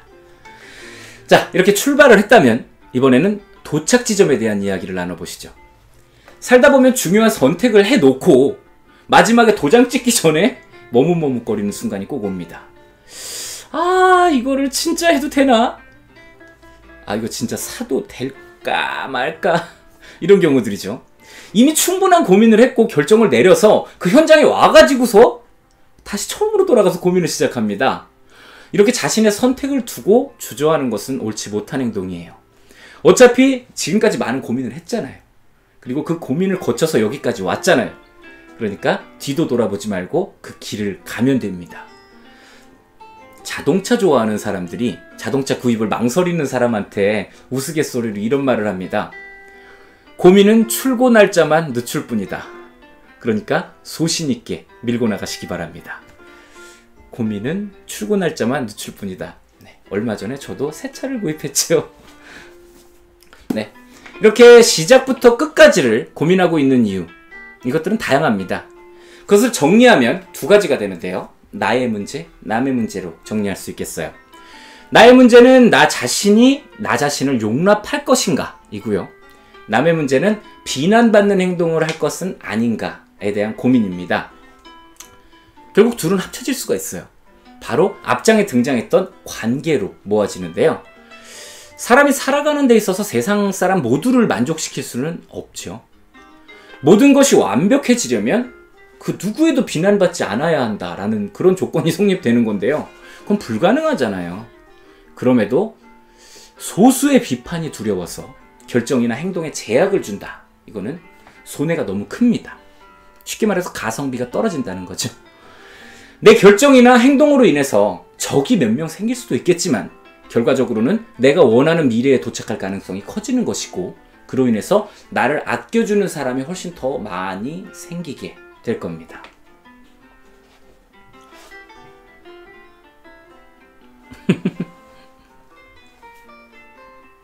네, 맞습니다. 고민은 결제일만 놓칠 뿐이다. 어쩜 이렇게 많은 사람들하고 소통을 하고 이야기하는 거는 정말 재미있습니다. 많은 것을 배울 수가 있어요. 자, 방금 전에 이야기했던 그것에 대해서 모두를 만족시킬 수 없다는 것에 대해서 제 이야기를 좀 해드릴게요. 저는 이 유튜브 채널을 운영하면서 오랜 시간 동안 악플과 비난으로 인해서 엄청난 마음고생을 했습니다. 병원까지 다녀야 할 정도로 힘들었어요. 어디 듣도 보도 못한 신기한 욕설부터 시작해서 아주 사소한 문제까지 집요하게 파고들면서 고통을 주는 이들도 있었고요. 4월인의 분석은 쓰레기야 라면서 비난을 퍼붓는 사람들도 있었거든요. 그래서 못하겠다고 징징거리기도 많이 했고요. 혼자 술을 마시기도 하고 아무튼 엉망진창인 어둠 속에 갇혀 지냈던 시기가 있었는데요. 이 유튜브 활동이 개인 방송이다 보니까 이런 문제를 어디에다 털어놓을 동료가 있는 것도 아니고, 그렇다고 같은 분야에서 활동 중인 다른 유튜버들과 만나는 자리에서도 툭 터놓고 속 시원하게 얘기하기가 사실 어렵더라고요. 근데 지금 와서 생각을 해보면요, 그 당시에도 저를 위로하고 응원해주는 분들은 참 많았어요. 사월이 아빠 영상 좋아하는 사람 많아요. 그런 사람들 신경 쓰지 마세요. 이런 말. 그런데 이상하게도 그런 말들은 귀에 쏙쏙 들어오지가 않더라고요. 아까 렌즈 얘기할 때처럼 사람은 보고 싶은 것만 보고 사는 모양이에요. 어느 날은 제가 악플로 인해서 지친 마음을 치료받으러 병원에 가서 순서를 기다리고 있다가 가수 설리 씨가 스스로 목숨을 끊었다는 뉴스를 봤어요. 와, 진짜 뭐 개인적으로 제가 아는 사람도 아니고 뭐 딱히 팬도 아니었지만 그날 그분의 죽음은 진짜 진심으로 가슴이 아팠습니다. 악플 정말 무섭더라고요. 결국 저도 유튜브 채널을 그만두겠다면서 잠시 문을 닫기도 했었는데요. 그때 많은 생각을 했습니다. 그리고 깨달음을 얻었죠. 바로 이 책, 미움받을 용기로부터 힘을 얻었어요. 이 북튜버를 그만두고 안 한다고 해서 책을 내려놓는 건 아니잖아요. 그래서 오래전부터 인생책이라면서 자랑스럽게 떠들던 책을 다시 잡아서 펼쳐 읽어보고는 다시 제 마음의 위치를 조정할 수가 있었습니다. 이 책에는 이런 얘기가 나옵니다. 이 말을 더듬는 한 남자에 대한 이야기인데요. 이 말을 더듬는 남자가 많은 사람이 모인 자리에서 발표를 해야 하는 상황이 됐다고 합니다. 그는 업무적으로는 부족함이 없는 사람이지만 말을 더듬는 것 때문에 발표에 대한 두려움을 가지고 있었어요. 그는 자신이 말을 더듬으면서 발표를 하면 사람들이 기분 나빠할 것이다 라는 생각에 두려움을 느끼기 시작했어요. 이대로라면 자신이 아무리 뛰어난 업무 지식을 가졌다고 한들 발표를 망칠 수밖에 없습니다. 그렇지만 반대편 입장은 달랐어요. 예를 들어 10명의 청중이 있다면 그중 말을 더듬는 것을 신경 쓰는 사람은 3명 정도라고 합니다. 그리고 그 3명 중에 1명 정도가 말을 더듬는 것 때문에 이 발표가 엉망이다 라고 생각을 한다는 것이죠. 그리고 나머지 7명이 말 더듬는 거는 신경도 안 쓰고 이 정작 발표 내용 자체에 신경을 집중한다는 겁니다. 자, 그렇다면 말을 더듬는 남자는 10명 중 1명 또는 아무리 많아도 3명의 인원 때문에 나머지 7명의 청중을 버려야 할까요? 정작 대부분의 사람들이 신경도 쓰지 않는 일에 집중을 하느라 일을 그르치고 마는 것이죠. 그렇습니다. 저도 마찬가지였어요. 모두에게 사랑받고 싶다는 것, 이거는 어디까지나 제 욕심일 뿐 가능한 일이 아니었습니다. 이 많은 사람들이 좋은 사람이라면서 칭찬하는 사람, 하지만 저에게는 나쁜 사람일 수도 있어요. 그리고 모두가 칭송하며 좋다고 하는 사람에게도 적은 있습니다. 모든 것이 완벽할 수 없기에 어딘가 한 군데를 선택해서 집중할 필요가 있어요. 어떤 자료에서 발견한 내용인데요. 이 유튜브 영상을 시청하고 댓글을 남기는 사람은 전체 시청자의 2% 정도라고 합니다. 결국 악플이나 비난이 담겨있을 확률은 그 2% 안에서 생겨나는 것이거든요. 한마디로 2%도 안 된다는 겁니다. 그런데 저는 아주 작은 인원의 그 날카로운 댓글에 신경을 쓰느라 제 자신을 관리하지 못했고 독서에 집중하지 못했고 말없이 잘 시청해주고 계시는 대부분의 시청자들에게 집중하지 못했던 것이죠. 어떤 유튜버는 이런 말을 합니다. 내가 영상을 만들 자유가 있듯이 시청자도 댓글을 달 자유가 있다. 그래서 좀 더 단단해지기로 마음먹고 지금껏 채널을 꾸려오고 있습니다. 이번에는 제 얘기가 너무 길었죠. 아무튼 다시 돌아가서 유버들님 이거 어떡하지? 슈퍼챗 죄송합니다. 고맙습니다만 요 공공도서관과 함께하는 이렇게 행사라서 제가 슈퍼챗을 받을 수가 없습니다. 네, 죄송합니다. 다음번에 2배로 주시고요. 네, 다시 돌아가 보겠습니다. 우리가 어디까지 얘기를 나눴었죠? 맞습니다. 미래의 장으로 다시 돌아가 보자면 모두를 만족시킬 수는 없기에 소수의 비난에 신경 쓰지 말고 자신이 하고자 하는 일에 정진하는 삶이 미래를 위해 올바른 삶이 된다는 얘기가 되겠습니다. 그러면 이번 장에 담긴 문장들 함께 읽어보고 지나가시죠. 다시 한번 공지 드리겠습니다. 이게 공적인 방송이다 보니까 제가 사적으로 따로 이렇게 슈퍼챗을 받아서 후원을 받을 수가 없는 입장이에요. 제가 설정을 한다고 했는데 제가 조금 부족했는지 설정이 정확치가 못했습니다. 보내주시는 응원 정말 감사하게 받겠고요. 오늘의 슈퍼챗은 좀 자제를 좀 부탁드리겠습니다. 미래의 장 읽어보겠습니다. 혜민 스님, 장차 법정 스님처럼 큰 스님이 되세요. 네, 감사합니다. 하지만 전 법정 스님이 아닌 혜민 스님이 되고 싶어요. 누구처럼 되기 위해 살지 마세요. 하나밖에 없는 오직 내가 되세요. 성공하는 사람은 이미 성공한 사람에 대해 칭찬의 말을 하고 실패하는 사람은 성공한 사람에 대해 비난의 말을 한다. 아, 정말 맞는 말입니다. 꼭 못난 사람들이 남 욕 더 잘하죠. 내가 무엇에 관심이 있는지 잘 모르겠다는 분들이 계세요. 그건 아마도 내 자신이 주체가 되는 삶을 살지 못하고 다른 사람이 원하는 것을 들어주는 삶을 살아서입니다. 남을 만족시키는 삶이 아닌 나를 만족시키는 인생을 사세요.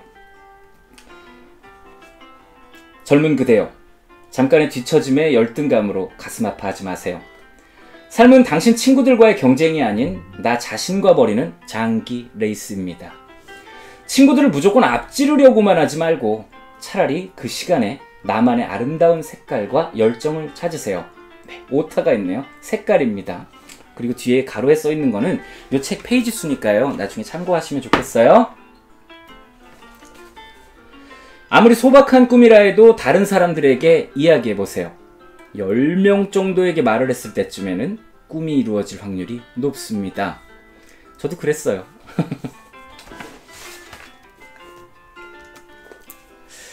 자, 그러면 다음 장으로 넘어가 볼게요. 이제 우리가 이야기를 나누기로 한 분량 중에서 마지막 장인 인생의 장에 도착했습니다. 빰빰. 인생의 장! 이런 말로 시작을 합니다. 인생 너무 어렵게 살지 말자. 다른 사람 눈치 보지 말고 이것저것 너무 고민하지 말고. 혜민 스님께서는요, 30대가 된 어느 날 자기 자신을 바라보다가 문득 3가지를 깨달았다고 합니다. 그 3가지를 깨닫는 순간 어떻게 살아야 행복해지는가를 알게 되었다고 하는데요.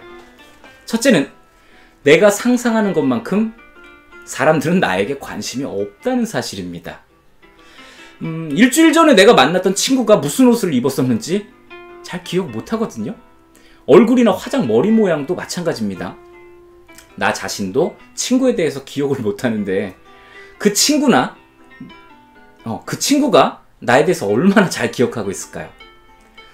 보통 사람들은 제각기 자기 생각만 하기에도 바쁩니다. 남 걱정이나 비판, 이런 것들은 알고 보면 잠깐 하는 거예요. 결국에 그 사람의 24시간 가운데 아주 잠깐만 남 걱정이나 남 비판을 하고는 다시 자기 생각으로 돌아온다는 겁니다. 그렇기에 내 삶의 많은 시간을 남의 눈에 비친 모습에 걱정하는 데 쓸 필요가 없다라는 결론을 얻은 것이죠.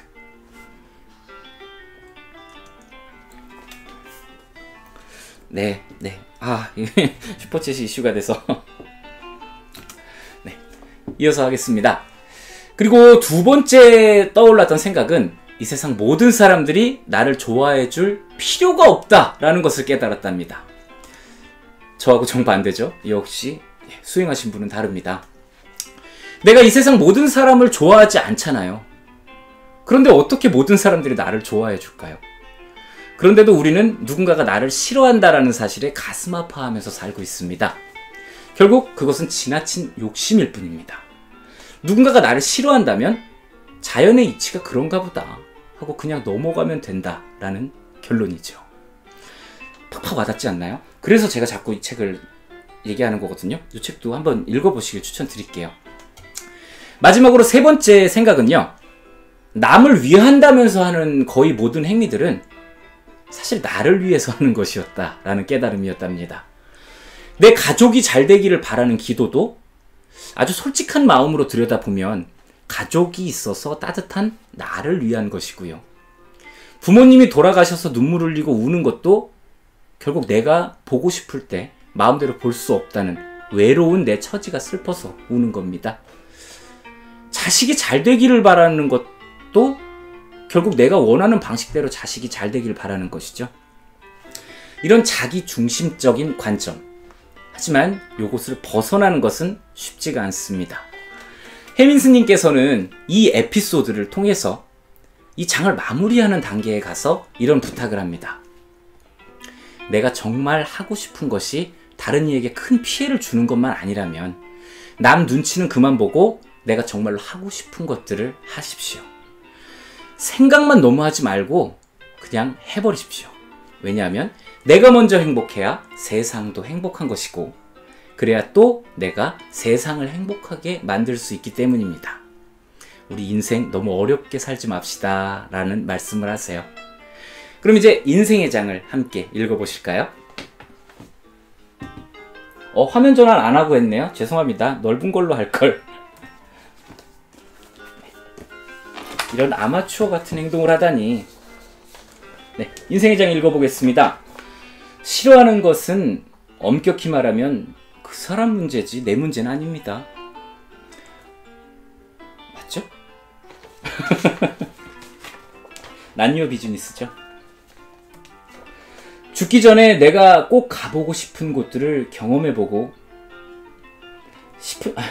죽기 전에 내가 꼭 가보고 싶은 것들을 경험해보고 싶은 제가 오타를 많이 냈어요. 가보고 싶은 것들을 가보고 경험해보고 싶은 일들을 해보고 만나보고 싶은 사람들을 쭉 적어보세요. 그리고 그것들을 꾸준히 하세요. 하나씩 하나씩. 다른 사람 눈치 보지 말고 이것저것 너무 고민하지 말고 우리 그냥 그렇게 살아요. 예전에 버킷리스트가 유행했던 적이 있었어요. 기억하시나요? 버킷리스트하고 비슷한데 대신 그렇게 해놓고 남 눈치 보지 말고 계속 살아가자는 그런 말씀인 것 같아요. 못생긴 나무가 산을 지켜요. 잘생긴 나무는 먼저 베어, 목재로 쓰입니다. 진짜 고수는 뛰어난 채 하지 않습니다. 맞아요. 무림고수, 낭중지추라는 말이 생각이 나네요. 너무 쉽게 부탁을 들어주면 사람들은 그 고마움을 잊게 쉽게 있습니다. 하지만 어려운 조건을 달아가며 겨우겨우 부탁을 들어주면 오히려 더 고마워해요. 참 이상한 일입니다. 맞아요. 잘 도와주고 편안하게 군소리 없이 하고 나면 그게 내일이 돼버리는 아이러니한 세상.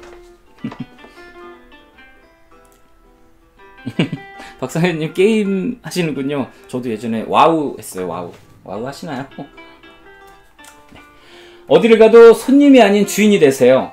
절이나 성당, 교회에 갔을 때 내가 손님이라고 생각하면 할 일이 하나도 없죠. 하지만 내가 주인이라고 생각하면 휴지라도 줍게 됩니다. 회사에서도 마찬가지고 어디에서도 마찬가지입니다. 그런 적이 있었어요. 저도 지금 다니고 있는 직장에 들어와서 얼마 안 됐을 때 저희 직장의 높은 상사분께서 저희 직장을 방문을 하신다고 이렇게 됐어요. 저는 그랬죠. 우리가 일을 정확하게 똑바로 하고 있으면 되지. 뭐 다른 것까지 신경 쓸 필요가 있나? 그랬는데 또 우리 중간 관리자분들께서는 청소를 하라는 거예요. 막 밖에 나가갖고 풀 뽑고 청소하고. 저는 이게 뭐 하는 짓인가 그랬습니다. 일하는 것을 보여주고 내 모습을 보여주면 그만이지. 왜? 왜 그래야 되는데? 왜? 그러면서 불만을 가졌었죠. 그런데 어느 날 갑자기 저희 집에 부모님이 찾아오신다고 했어요. 제가 보니까 청소를 하고 있더라고요. 그때 깨달았습니다. 아, 사소한 것 하나까지도 더 챙겨야 되는구나. 내가 이 집의 주인인데 부모님이 오시면 우리가 잘 살고 있는 모습만 보여드리면 되지 집 지저분하든 말든 신경 안 쓸 것이다? 그게 아니었던 거더라고요. 스님께서도 그런 말씀을 하시는 것 같아요. 그런 것을 주인의식으로 생각하신 것 같습니다. 어디를 가든 내가 이곳의 중심이다. 세상보다 나를 더 사랑해주라는 이야기와도 일맥상통하게 되는 이야기가 되겠죠? 다음 문장으로 넘어가 보겠습니다. 무언가를 배우는데 가장 큰 장애는 모르는데 아는 체 하는 겁니다. 모른다 이야기하고 바로 그 자리에서 배우면 되는데 아는 체 하니까 계속 모르면서도 아는 것처럼 연극해야 됩니다. 자존심 버리고 솔직해지면 바로 얻을 수 있습니다. 와닿지 않습니까? 그놈의 자존심, 알량한 자존심 조금 내려놓고 살아도 될 것 같아요.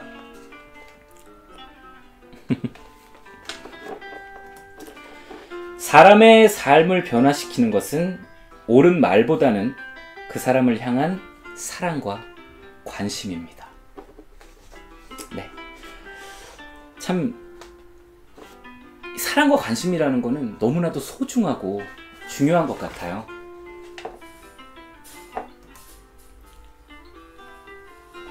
다시 큰 화면으로 돌아왔어요. 멈추면 비로소 보이는 것들이라는 책에 총 8개의 장 중에서 4개의 장을 알아봤어요. 여러분께서도 책을 읽으셔야 하기 때문에 다 읽어드리진 않습니다. 하지만 제가 여러분과 공유할 수 있는 부분에 대해서 장을 뽑아봤거든요. 나머지 장, 사랑의 장, 종교의 장, 이런 부분들도 있는데 물론 중요한 말씀 많이 들어있습니다. 좋은 말씀들이요. 하지만 제가 여러분과 공유할 수 있는 각 장의 에피소드에 대한 강독과 함께 읽어볼 문장들 여기까지만 정리를 했어요. 어떠셨어요? 이 책은 제가 방송 초반에 말씀드렸던 대로 힐링의 중심에 있는 매우 상징적인 작품입니다. 특정 종교에 편향된 가르침이 아니라 누구나 보편적으로 읽고 깨닫는 것이 가능하도록 구성이 된 책이기 때문에 누구나 읽어보면 좋을 책이고 이 책을 읽는 행위 자체가 나에게 휴식을 주는 일이 될 것이라고 생각을 해요. 오늘의 주제는 삶의 쉼표입니다. 삶이란 건요, 어디 하나 쉬운 구석이 없는 아주 치열한 순간의 연속입니다. 우리는 지금 내가 잠깐 쉬었다 가는 것, 요것이 금방 낙오될 것이다 라고 걱정을 하면서 내 몸이 망가지고 내 정신이 망가져가는 걸 알면서도 발이 부르트도록 터덜터덜 걷고 있어요. 하지만 잠깐 쉬어도 좋습니다. 오늘의 이야기 주제인 삶의 쉼표, 오늘 소개드린 힐링의 대표 도서격인 멈추면 비로소 보이는 것들이 우리의 몸과 마음을 휴식토록 하고 그 휴식을 통해 삶의 올바른 방향을 결정하는 데 큰 도움을 줄 것이라고 생각을 해서 여러분께 추천을 하는 것이고 이 시간 전체를 통틀어 여러분과 이야기를 나누고 있는 겁니다. 마지막으로요, 이 책의 에필로그에 나와 있는 내 마음 달래주기, 요거를 한번 같이 해보려고 해요. 세상 사람들은 힘들어하는 분들이 참 많습니다. 아파하는 분들, 지친 분들이 참 많이 있죠. 왜 우리는 타인에 대해서는 관대하면서 늘 나 자신에게는 그렇게 혹독한 잣대를 들이대는 걸까요? 왜 우리는 타인을 배려하면서 나 자신을 아끼고 소중히 여기지 않을까요? 누구보다도 나 자신을 사랑해야 됩니다. 내가 나를 사랑하게 되면 세상도 나를 사랑할 겁니다.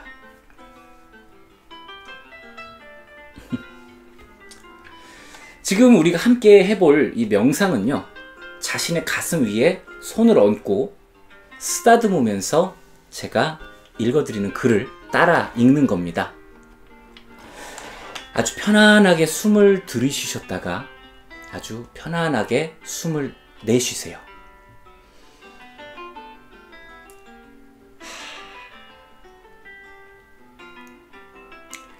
마음이 편안해질 때까지 숨을 오르다가 오른손으로 내 심장이 있는 가슴 부분을 주물러 주세요. 그리고 위아래로 원을 그리듯이 아주 따스하게 어루만져 주세요. 그리고 제가 지금부터 하는 말을 따라서 해보세요. 나는 나를 사랑합니다. 나는 나를 사랑합니다. 다른 사람에게 지쳐 상처받았던 나를 사랑합니다.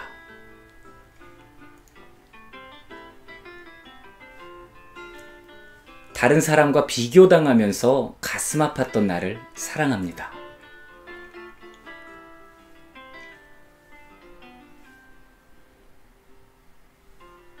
다른 사람이 보기엔 좀 부족해 보일 수 있어도 나는 지금 이대로의 나를 사랑합니다.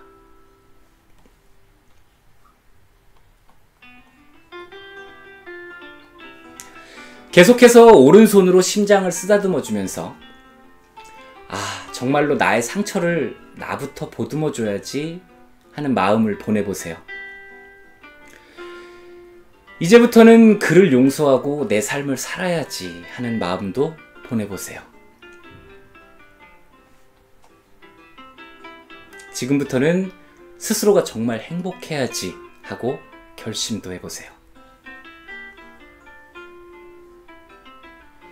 여기까지가 내 마음을 달래주는 법이었습니다. 어떠셨나요?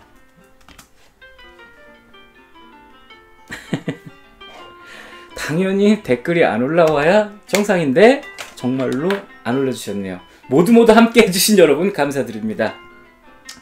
마음 달래주기 정말 필요해요. 누구나 바쁘고 누구나 힘들어요.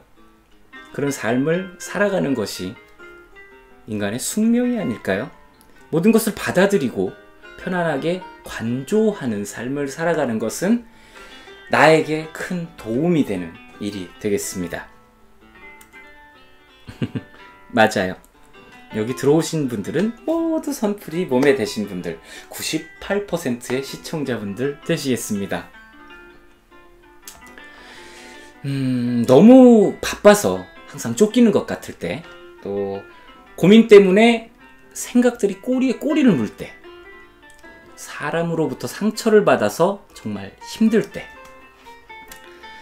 미래가 캄캄하고 불안하기만 할 때, 우리 잠시 멈춰보시자고요. 단 1분만이라도 잠시 멈춰봅니다. 삶을 현재에 정지시켜놓고 잠시 깊게 숨을 내쉬어보세요. 멈추면 비로소 보입니다. 내 생각이, 내 아픔이, 내 관계가, 그리고 내 주변도 보이기 시작합니다. 내가 지금 하는 것을 잠시 쉬면 내 안팎의 모든 것이 조용히 모습을 드러낼 겁니다. 여기까지가 오늘의 책, 멈추면 비로소 보이는 것들이었습니다. 방송을 시작하면서 말씀드렸듯이요, 저는 이 책을 통째로 외워버렸습니다. 제가 생각해도 단기 기억력 하나는 참 좋은 것 같아요. 나중에 여러분께서 이 책을 실제로 펼쳐놓고 오늘 영상을 다시 재생을 해보신다면 깜짝 놀라실 겁니다. 와, 저 4월의 아빠라는 사람 정말로 책을 통째로 외웠구나 하실지도 몰라요. 혜민 스님께서 너무나도 좋은 말씀을 가득 담아 주셨기에, 그리고 너무나도 탄탄한 문장으로 책을 구성해 주셨기 때문에 제가 이것들을 변형을 해서 설명을 한다는 것은 불가능에 가깝다라는 판단을 했습니다. 그래서 그냥 통째로 외워서 이야기 나눠봤습니다. 기회가 되실 때, 아니에요, 기회를 따로 만들어서라도 이 책을 읽어보시고 힐링하며 삶의 쉼표를 그려보시기를 추천드릴게요.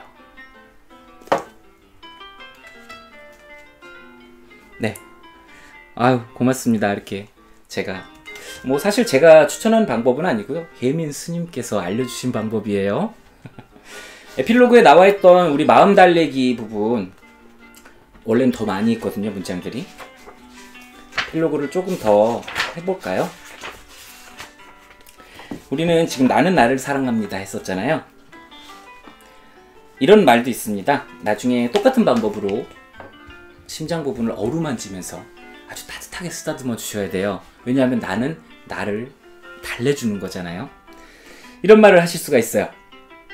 몸아, 참 고맙다. 몸아, 참 고맙다. 내 것이라고 당연히 여기면서 막 쓰고 살았는데 네가 있어서 이 생에서 정말 많은 것을 배우는구나. 몸아, 고맙다. 마음아, 고맙다. 내가 힘들다고 해도 내가 바쁘다고 무시하고 살았는데 네가 있어서 이 생에서 정말 좋은 것을 배우는구나. 마음아, 고맙다. 이렇게 내 몸을 토닥여주는 명상도 있습니다. 그리고 나 자신을 사랑한다고 해서 남을 무시하면 안 되잖아요. 그래서 상대방을 위한 마음 치유 방법도 있는데요. 이 부분은 제가 암기를 안 했으니까 읽어드릴게요. 두 번째 명상 메시지는 지금 함께하고 있는 분의 손을 잡고 읽으시면 좋습니다. 옆에 누가 계신가요? 옆에 누가 계시면 한번 해보시면 좋겠어요. 설사 모르는 사람과 낯선 장소에서 명상을 하게 되더라도 지금 내 곁에 있는 사람이 나에게 소중한 그 사람, 내 삶에서 진정 소중하고 귀중한 사람이라고 생각을 하고 읽습니다. 그분이 내 남편, 내 아내, 내 아이일 수도 있고 부모, 형제, 친척, 친구가 될 수도 있습니다. 그분을 마음에 두시고 한 부분씩 반복해서 읽으세요. 손을 잡고 말합니다. 당신께서 건강해지시길. 어디를 가나 항상 보호받으시길. 어디를 가나 인정받으시길. 당신의 원이 다 이루어지길. 내 삶이 조금이라도 아름다울 수 있었던 것은 당신이 계셔서입니다. 고마웠어요. 정말로 고마웠어요. 그리고 지금도 내 곁에 있어 주어서 고마워요. 떠나지 않고 내 곁에 있어 줘서 고마워요. 내 편이 되어 주어서 고마워요. 이제 잡고 있던 손에서 따스함이 느껴진다면 내 안에서 끌어올릴 수 있는 가장 깊은 자비의 마음을 담아서 나의 손을 잡고 있는 분을 축복해 주시면 됩니다. 이것이 나와 남을 위한 명상법이었습니다. 혜민수님 감사합니다. 어떠셨나요? 아, 치킨. 아, 저도 이 북튜버 활동 때문에 운동을 못한다는 아주 좋은 핑계를 가지고 있기 때문에 체중이 불어나는 것에 대해서 더 이상 어떻게 할 수가 없습니다. 요즘 막 몸이 살이 찌니까 느껴져요. 몸에 안 좋아지는, 건강이 안 좋아지는 거. 그것도 꾸준히 10년 정도를 운동을 하던 사람이기 때문에 더 빨리 그런 게 느껴지더라고요. 여러분께서도 글을 읽으며 마음 속을, 그러니까 내 몸 속을 정리해 주시는 일도 좋지만 중간중간 시원한 공기를 마시며 운동을 해보시는 것도 참 좋을 것 같습니다. 그런 말이 있죠. 운동은 맛있는 것을 많이 먹기 위해서 하는 거다. 네, 운동해서 살 빼야 또 맛있는 걸 많이 먹을 수 있겠죠. 오늘의 주제, 삶의 쉼표였습니다. 여러분 삶에 쉼표가 될 만한 이야기를 많이 전달해 드릴 수 있었는지, 여러분께서 만족을 하셨는지 모르겠네요. 어떠셨나요? 잠깐 우리 이야기 주고받는 시간을 좀 가져볼까 해요. 여러분들이 휴식을 하면서 제가 알려드린 방법들이 도움이 되실지, 또 아니면 또 사오리 아빠한테 궁금하셨던 점이나 오늘 나눴던 이야기에 대해서 궁금하셨던 점이 있으면 채팅창을 통해서 저한테 말씀해 주시겠어요? 한번 짧게나마 이야기를 나눠보고 시간을 정리하는 게 좋을 것 같습니다. 사실 못난 제가 분량 준비를 부족하게 했다는 것도 있죠. 인정합니다. 도서관 강연 제안을 처음 받았을 때 굉장히 감사했었어요. 제가 지지난번 라이브 시간에도 이야기를 했었어요. 북튜버라는 일을 하면 책이랑 매우 가까운 일을 하는 것이기 때문에 책이 가장 많이 쌓여있는 곳은 서점과 도서관이에요. 근데 도서관은 많은 이들이 편안하게 이용할 수 있도록, 그리고 저도 많은 도움을 받았던 곳이기 때문에 내가 언젠가는 그곳에서 많은 분들을 상대로 책 이야기를 나눠보고 싶다라는 작은 소망을 가지고 있었어요. 그랬는데 이렇게 좋은 기회를 주셨어요. 너무 멀리 있기에 직접 여러분을 뵙고 부딪히며 소통을 하는 시간을 갖지는 못했지만 요즘 트렌드에 딱 맞는 언택트 비대면 강연으로 진행할 수 있게 된 것도 영광이고요. 지금 어디 제가 있는 곳이 인천이에요. SK 인천인데 인천 지역 도서관 계신 관계자 여러분들 연락주세요.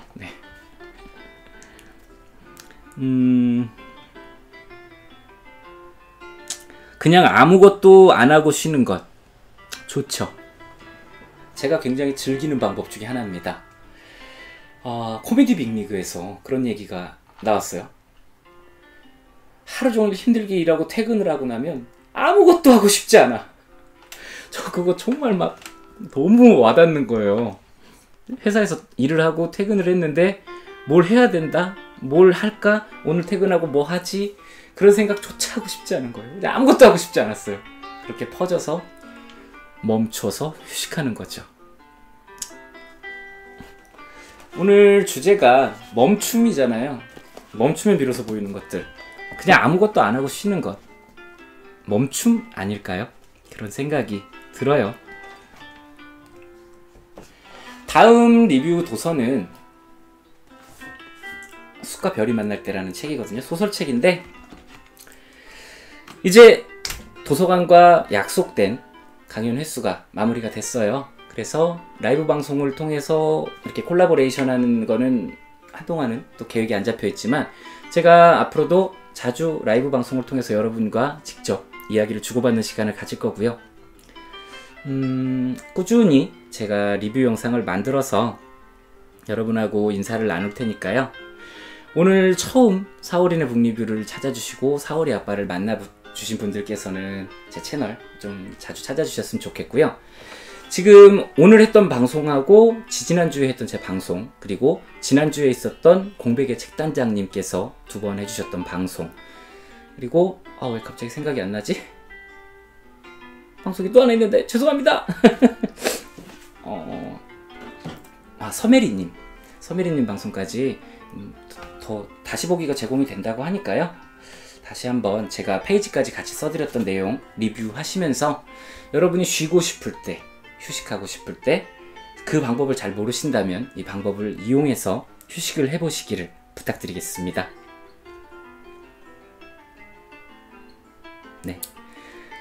우리나라는 인구에 비해서 독서를 즐기는 비율이 높지 않다고 합니다. 이웃나라 일본만 해도 우리나라보다 독서 인구가 굉장히 많은 것으로 알려져 있고 지하철만 타도 스마트폰이 아닌 책을 들고 있는 분들을 만나기가 어렵지 않은데요. 우리나라에서는 책을 들고 있는 분들을 만나기가 어려워요. 책은 없어지지 않을 것 같아요. 전자책, 오디오북 이런 다른 플랫폼들이 등장하고 있지만 종이책만이 가지고 있는 감성은 따라오지 못합니다. 그렇기에 책을 통해서 많은 것을 배우고 많은 시간을 휴식을 가질 수 있는 좋은 도움을 얻을 수 있었으면 좋겠습니다. 그러면 이제 방송을 조금 시간이 이르긴 하지만 마무리를 해야 될 것 같아요. 제가 지금까지 준비한 내용은 여기까지였습니다. 삶의 쉼표라는 주제로 2번에 나눠서 수업을 진행을 했는데요. 지지난주에 있었던 파울로 코엘료의 흐르는 강물처럼과 오늘의 도서 멈추면 비로소 보이는 것들, 여러분의 휴식에 도움이 될 만한 책이라고 추천드리겠습니다. 부디 제 강연이 여러분에게 조금의 도움이 됐기를 바라면서 이만 강의를 마치도록 하겠습니다. 저는 4월의 아빠였고요. 여기는 4월인의 북리뷰였습니다. 서구 공공도서관과 함께하는 9월 독서의 달 특별 강연 삶의 쉼표 강연은 여기까지였고요. 책을 통해서 삶의 올바른 길을 발견하실 수 있는 여러분들이 되시기를 늘 기도드리겠습니다. 이른 시간부터 방송 함께 해주시고 지금까지 찾아주신 모든 분들께 감사 인사 드립니다. 그럼 이만 인사드리겠습니다. 감사합니다.